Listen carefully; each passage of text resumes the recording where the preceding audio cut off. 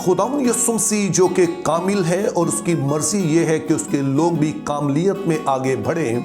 उसी के नाम में आपकी सलामती हो। अब इस बात से तो इनकार नहीं है कि हर किसी को इम्प्रूवमेंट की ज़िंदगी में बेहतरी लाने की ज़रूरत होती है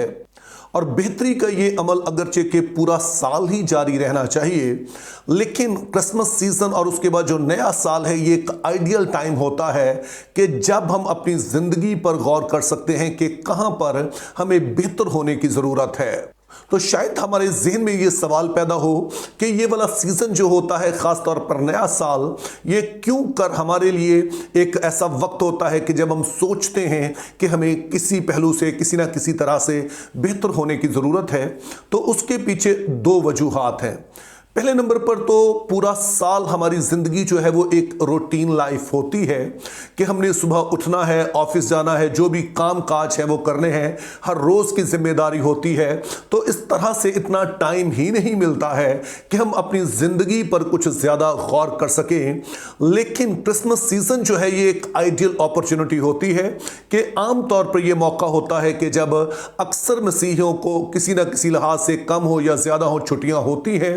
और इस दौरान फिर वो क्रिसमस सीज़न को सेलिब्रेट करते हैं, अपने ख़ानदान के साथ वक्त गुजारते हैं और यूं वो ताज़ा दम हो जाते हैं। और इसी सबब से उनके पास मौका होता है कि ज़हनी तौर पर चूंकि अब वो ताज़ा हैं तो वो बेहतर तौर पर चीज़ों का जायज़ा ले सकते हैं। इसके अलावा जो दूसरी वजह है उसका ताल्लुक नफ्सियात से है। चूंकि हमारे सबकॉन्शियस में, लाशऊर में कहीं पर यह बात मौजूद होती है कि चूंकि नया साल शुरू हो रहा है तो कुछ नया होने जा रहा है और इसीलिए हमारी ज़िंदगी में भी कुछ नया होना चाहिए। कुछ ना कुछ ऐसी चीज़ें हैं जो कि पुराने साल की पुराने साल में रहनी चाहिए, नए साल के लिए हमें कुछ नया करना चाहिए। तो इस लिहाज से हम देखते हैं कि ये वाला वक्त जो है ये एक बेहतरीन है कि जब हम अपनी ज़िंदगियों का जायज़ा लें और फिर बेहतरी की तरफ बढ़ सकें। तो इससे पहले कि मैं आपके साथ ये शेयर करूं कि हमें कहां पर इंप्रूवमेंट की ज़रूरत है, मैं सिर्फ आपका अपना शख्सी तजुर्बा आपके साथ शेयर करना चाहता हूं कि तौबा करने से पहले, मसीह को शख्सी निजात दहिंदा कबूल करने से पहले मैं टिपिकल जो मसीही लड़के होते हैं वैसा ही था। और जब मैंने तौबा की तो ये भी कोई ऐसा नहीं था कि रातों रात सारा कुछ ठीक हो गया हो, अगरचे कि मेरा रिश्ता खुदा के साथ ठीक हो गया और इसी तरह से मेरे अंदर ये ख्वाहिश थी कि मैं वैसा बन सकूं जैसा खुदा जो है वो चाहता है। लेकिन ये सारा कुछ ऑटोमेटिकली नहीं हुआ, इसके लिए मुझे कोशिश करना पड़ी और जो प्रैक्टिस मैं आपको बताने जा रहा हूं ये दरअसल मैं साल से कर रहा हूं और मैंने अपनी ज़िंदगी को इम्प्रूव होते देखा है। और मैं ईमान रखता हूं कि अगर आप भी इन बातों को लेंगे, इन बातों को गौर से सुनेंगे, इनको आप प्रैक्टिस करेंगे तो आप भी कुछ अरसे बाद देख सकेंगे कि वाकईतन एक वाज़ेह तब्दीली आपकी ज़िंदगी में आई है और आप उससे कहीं बेहतर शख्स हैं जो कि अब पिछले साल और उससे पिछले साल और जो उससे पिछले साल थे। तो तीन चीजें जो मैं आपके साथ शेयर करना चाहता हूं वो ये हैं। पहले नंबर पर तो अपनी जिंदगी का बड़ी ही ईमानदारी से जायजा लीजिए कि क्या आप वैसे हैं जैसे आपको होना चाहिए था। आपकी जिंदगी वैसी है जैसा आप सोचते हैं कि वाकईतन एक मसीही होने के नाते या एक फैमिली मैन होने के नाते या फिर एक आम शहरी होने के नाते आपकी जिंदगी होनी चाहिए। और इसमें आप कई पहलुओं का जायजा ले सकते हैं, लेकिन तीन बुनियादी पहलू हैं जो मैं समझता हूं कि जिस पर आपको जरूर ही गौर करना चाहिए।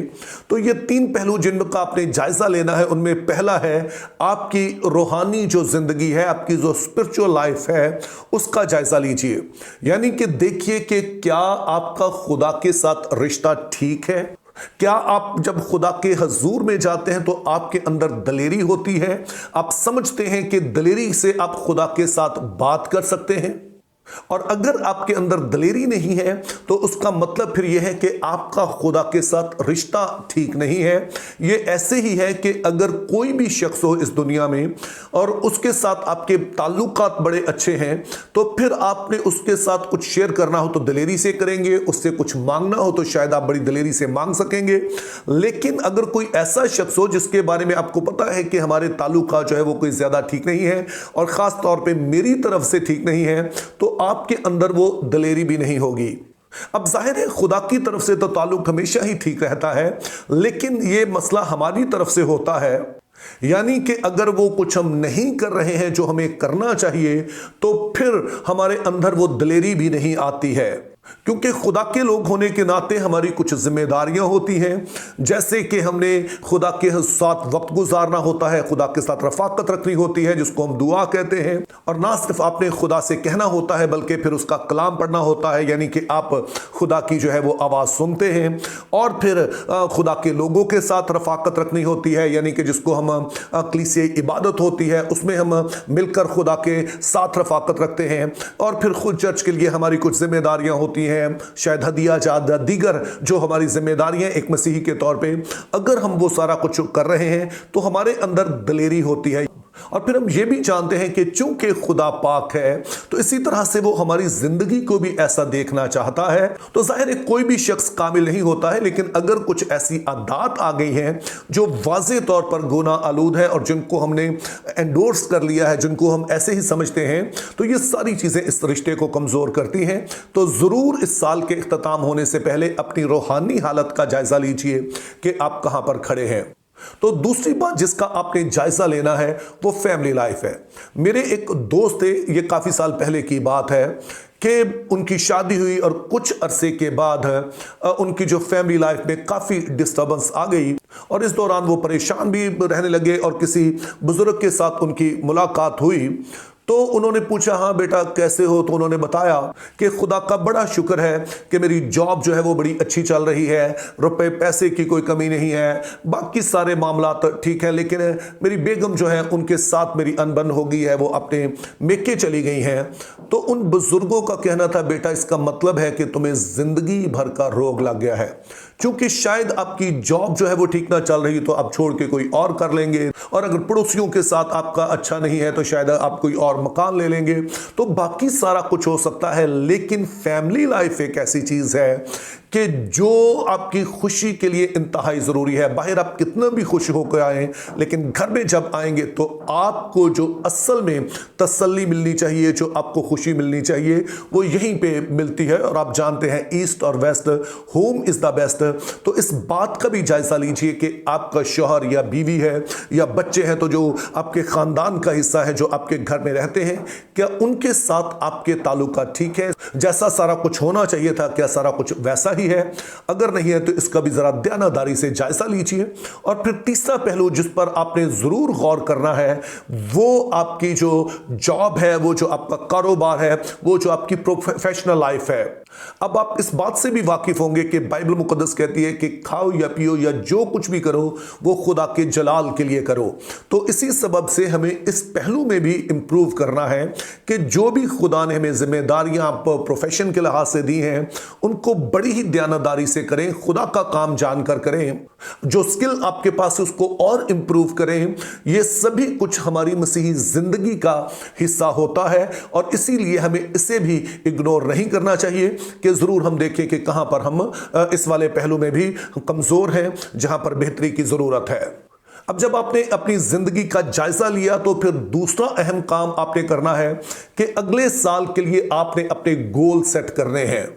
मिसाल के तौर पर शायद इस साल में आप पूरा साल हर रोज खुदा के हुजूर में दुआ नहीं कर पाए हैं जैसे आपको करनी चाहिए थी, तो अगले साल के लिए अपना गोल बनाइए कि 365 दिन में से कोई भी दिन ऐसा नहीं होगा जब मैं खुदा के हुजूर में दुआ नहीं करूंगा। या फिर अगर फैमिली लाइफ के लिहाज से कहते हैं तो शायद आप बच्चों को उस तरह से टाइम नहीं दे पाए हैं या अपनी बेगम या अपने शौहर को उस तरह से टाइम नहीं दे पाए हैं, तो जरूर इस बात के लिए गोल बनाइए कि मैंने इस साल में ये काम भी करना है। अपने प्रोफेशन में आप इसी तरह से गोल बना सकते हैं। ऐसा अक्सर जो गवर्नमेंट मुलाजिम उनके साथ होता है कि शायद मैं देर से जाता रहा हूं जॉब पे, तो इस साल में मैंने एक दिन भी ऐसा नहीं होना है जब मैं लेट हूं, बल्कि मैंने वक्त पर ही जाना है। तो जरूर कुछ ना कुछ गोल जो है अपनी जिंदगी में सेट कीजिए, क्योंकि अगर आपके पास गोल नहीं है तो फिर समझ लीजिए कि हम कुछ अचीव भी नहीं कर सकते हैं। अब जब आपने जायजा ले लिया और उसकी रोशनी में अपने गोल भी बना लिए, तो तीसरी बात यह है कि फिर इन गोल्स को अचीव करने के लिए कोई स्ट्रेटजी बनाइए। क्योंकि अगर आपकी रूहानी जिंदगी वैसी नहीं है जैसी होनी चाहिए थी, या फिर आपकी फैमिली लाइफ वैसी नहीं है जैसी होनी चाहिए, या आपकी प्रोफेशनल लाइफ वैसी नहीं है जैसी होनी चाहिए, तो जाहिर है इसके पीछे कोई ना कोई तो वजह होगी। तो आपने अब सोचना है कि ये कौन सी वजह है और इस वजह को मैं किस तरह से दूर कर सकता हूं। और जब इस रुकावट को आपने दूर करने के लिए कोई वो स्ट्रेटजी बना ली, तो अब दयानतदारी से वो जो आपका वक्त बचा है या जो आपने सोचा है कि मुझे करना है, पूरी मेहनत से उसको जो है वो कीजिए, पूरी दयानतदारी से उसको अचीव करने की कोशिश कीजिए। और मेरा ईमान यह है कि आने वाला साल फिर आपके लिए इंतहाई बाइसे बरकत होगा। और इस बात को कभी मत भूलिए कि बाइबल मुकद्दस में जो एक गोल्डन रूल है वो ये है कि पुरजोश दुआ भरपूर कोशिश। जैसा कि पूरी बाइबल मुकद्दस भरी पड़ी है इस असूल से कि खुदा के लोगों ने एक तरफ तो पुरजोश दुआ की, लेकिन दूसरी तरफ उन्होंने कोशिश में भी सुस्ती नहीं की। और ये वाला जो कॉम्बिनेशन है पुरजोश दुआ भरपूर कोशिश का, ये हमेशा ही रिजल्ट लाता है और खुदा फिर हमें कामयाब जिंदगी की तरफ ले जाता है। तो मेरी दुआ है कि आज में या कल में या किसी टाइम में आप अपनी जिंदगी का जायजा लेते हैं, आप अपने गोल्स सेट करते हैं, आप स्ट्रेटजी बनाते हैं, तो खुदा आपकी मदद करे ताकि अगले साल के इख्तिताम पर जब आप पीछे मुड़ के देखें तो आप ये कह सकें कि हाँ, मैं एक बेहतर मसीही हूं, मैं एक बेहतर शख्स हूं, मैं एक बेहतर शहरी बनकर उभरा हूं। Think biblically, live purposefully, have a very good day.